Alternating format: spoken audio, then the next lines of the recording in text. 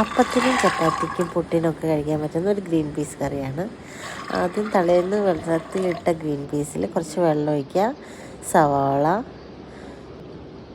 ഉരുളക്കിഴങ്ങ്, ക്യാരറ്റ്, 2 പച്ചമുളക് നടുകെ കീറിയത്, ഒരു 1/4 ടീസ്പൂൺ മല്ലിപ്പൊടി, ആവശ്യത്തിന് ഉപ്പും കൂടി ചേർത്തിട്ട് ഒരു 4-5 വിസിൽ വരെ വെയിറ്റ് ചെയ്യുക. അതിനുശേഷം ഒരു തേങ്ങ ചിരവാൻ മടിയുള്ളവർക്കാണെങ്കിൽ ഇങ്ങനെ പൂണ്ടിടാം. ഇത് നമ്മൾ അപ്പത്തിൻ്റെ കൂടിയാണ് കേട്ടോ കഴിക്കുന്നത്. നമ്മൾ അപ്പത്തിൽ ഉപ്പൊക്കെ ഇട്ട് റെഡിയാക്കി വെച്ചതാണ്.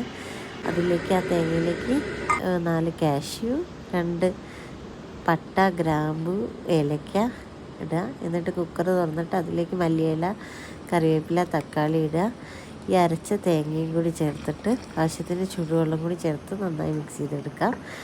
ഈ തേങ്ങേൻ്റെ അകത്ത് തന്നെ നമുക്ക് കുരുമുളക് കൂട്ട് അരയ്ക്കാം. കുഞ്ഞുങ്ങൾക്ക് മാറ്റി വയ്ക്കേണ്ടതുകൊണ്ട് നമ്മളിവിടെ കുരുമുളകിൻ്റെ പൊടിയാണ് കേട്ടോ ചേർക്കുന്നത്.